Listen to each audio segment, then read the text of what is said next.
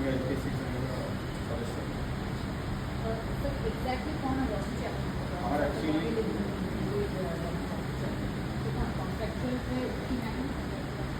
जिते क्राइसिस थिला Odisha state government posting बंद थिला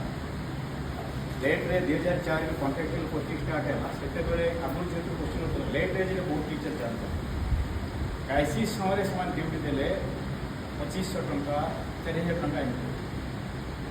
विगत सरकार के समय 2013 मसीह कॉन्ट्रैक्चुअल रूल आसला 22 मसीह रिपिल रिपिल कलापर 2013 ऑनवर्ड किए से date of joining same procedure journey date of journey service है 6 years काउंट 6 नेशनल इंक्रीमेंट पाइबे वैराज जो मैंने प्रिवियसली जॉब करते सेमिति 10 ग्रेजुएट एवं क्राइटेरिया सब फुलफिल करके थ्रू द परफेक्ट प्रोसीजर से नेग्लेक्टेड जहाँफल गोटे शिक्षक शिक्षा आयतन भर गोटे डिफरेंट परिवेश सृष्टि एक हूँ डेरी चाकरी कर बयस अधिकारी चाकरी कर सुविधा भी पाइले आर्थिक अनाटन भितर अच्छा एणे छोट पिला मैंने पाँच असहमति सृष्टि विगत दिन में आम प्रिवियस गवर्नमेंट आंदोलन करूँ वर्तमान प्रिय मुख्यमंत्री सम्मान मोहन माझी महोदय से मुख्य सचेतक थे आम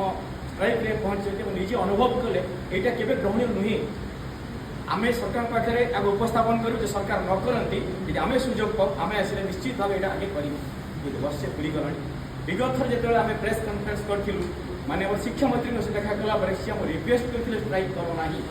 आमको टे समय दियो वर्षे पर्यटन समय दियो आम आप कथा युक्तियुक्त दाबी आम बुझी आमको माननीय आम कमिशनर महोदय कहते 2013 गोटे मैजिक नंबर भाई दे शुड गट भाई यू शुड गट तेणु एमती प्रतिश्रुति अनेक मिली बराज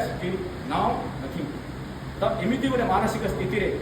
एमती भर शिक्षा परिवेश केमी रोक आप चिंता करूँ आम माननीय मुख्यमंत्री को विनम्रता सहित नवेदन करुचु आम कथा को ग्रहण करूँ आमको से 6टी नेशनल इंक्रीमेंट 6टी जो 6 वर्ष काउंटा जमी 16 अनुवाद दि जाए कंट्राक्चुअल पीरियड सेमती दि जाऊ देन जो गार्डर रिस्ट्रक्चर कथा कहूँ आप जानते